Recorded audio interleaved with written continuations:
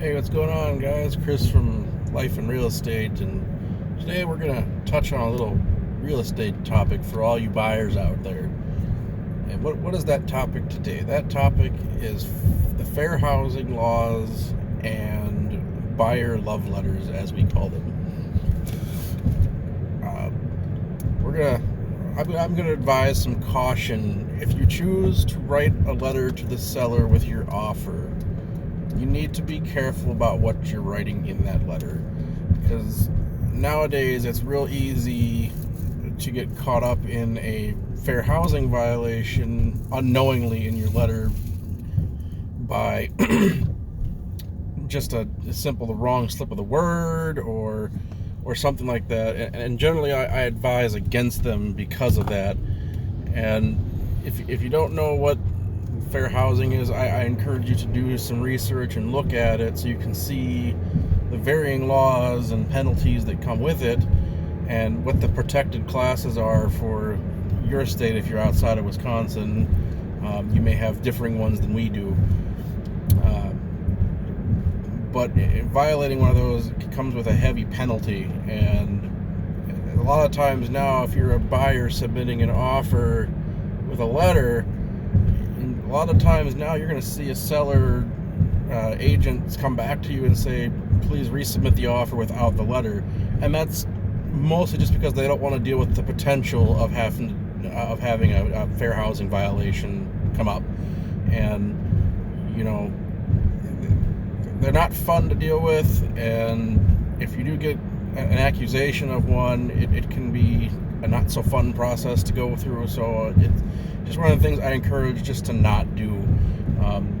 But if you must do it, I would really look at what the protected classes are and what constitutes a fair housing violation, so that you know not to do that in your letter.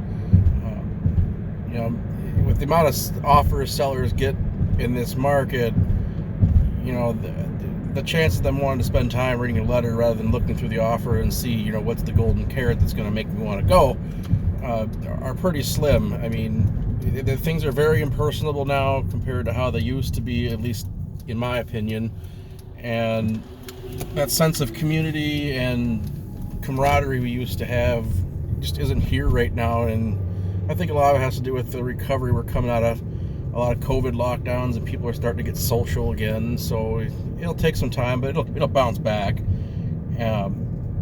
But that's just my suggestion. If you're going to make an offer, I like we said in one of our other real estate videos, you want your agent to be a little more aggressive about it, and I would skip the love letter, and that should get you on a better path to getting an accepted offer. And again, I really do encourage you to do your own research so that you know for your state what as constitutes as a protected class in your state, and how things can be misconstrued in a love letter type thing, where you're writing an offer about what you could potentially say that might constitute a violation and why it's a bad idea. That's just my suggestion. You don't have to listen to me. I'm just telling you what I know, what I see, and what's going on, at least in this market, where a lot of times buyers are being told to resubmit the offers without the letters, and that's the reason behind it. A lot of the time, I mean, there might be other reasons where the seller just straight up said from the get-go, I don't want any letters. If they send me one, have them resubmit it. That's a possibility, not likely. I don't know too many people that like to read some kind words about their home and what have you, and somebody's interested. But again, it's one of them, it's a gray area, and if you step too far over that line, you could find yourself in a world of trouble. And it's not even the fact that you're intentionally doing it, it's the fact that you could have put the thought in the seller's head, and that's enough. So that's why I advise not to do it. And I think if you just avoid it for the time being, or if you do have one, have your agent really look over it, make sure that they don't see anything in there. A lot of agents won't touch them either, so it's kind of one of those, what do you do? So that's another reason why I say just forget about it and don't worry about it. Just submit your offer, the best one you could possibly come up with, and go to town with it. And you should be on your path to getting an accepted offer in this crazy market.